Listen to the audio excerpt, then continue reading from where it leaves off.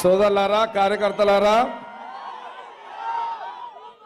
PCC మన రాష్ట్ర ముఖ్యమంత్రి రేవంత్ రెడ్డి గారి నాయకత్వంలో, సోనియా గాంధీ, రాహుల్ గాంధీ గారి నాయకత్వంలో, మరి మన పెద్దలు జిల్లా మన రాష్ట్ర మంత్రివర్యులు దామోదర్ రాజనరసింహ గారు, ఇన్ఛార్జ్ మినిస్టర్ కొండా సురేఖ గారు, వీళ్ళందరి నాయకత్వంలో నీలమ్మధు మన మెదక్ పార్లమెంట్ అభ్యర్థిగా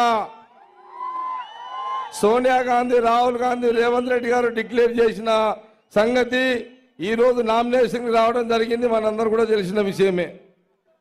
ఒక విషయాన్ని మీ అందరు కూడా తెలియజేస్తుంది ఏంటంటే, గత 25 ఏళ్ల కిందట ఇది ఇందిరమ్మ పార్లమెంట్. ఇది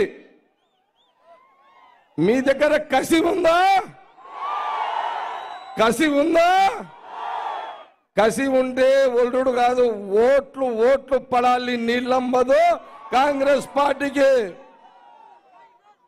మనమందరం కూడా 25 ఏళ్ల తర్వాత ఈ పార్లమెంటులో మెదక్ నీళ్ళమ్మదు కాంగ్రెస్ పార్టీ అభ్యర్థిని మనమందరము, కాంగ్రెస్ పార్టీ నాయకులము, కార్యకర్తలము, మనమందరం కూడా ఈ మెదక్ పార్లమెంట్ ఛాలెంజ్ గా తీసుకొని ఎట్టి పరిస్థితుల్లో అటు సిద్దిపేట నుంచి సంగారెడ్డి వరకు ఓట్లు దంచుడే దంచుడు.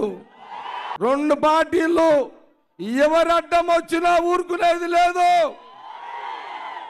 హుషారుతోటి ఆట ఆడుదాం. ఆయన కొడుకు మెదక్ చూస్తాడు, మైనంపల్లి హనుమంతరావు గారు సిద్దిపేట చూస్తాడు. సిద్దిపేటలు ఉన్నారా? ఈడ మీ దమ్ము చూపెట్టండి. దేనికైనా నేను, దామన్న, కొండ సురేఖ, జగ్గారెడ్డి మీకు అందుబాటులో ఉంటాము. రేవంత్ రెడ్డి ముఖ్యమంత్రి మీద చూసుకుంటాడు.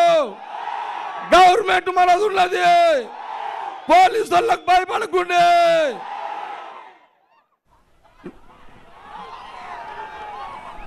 నీళ్ళమ్మధును గెలిపించుకోండి. నీళ్ళమ్మధును గెలిపించుకోండి.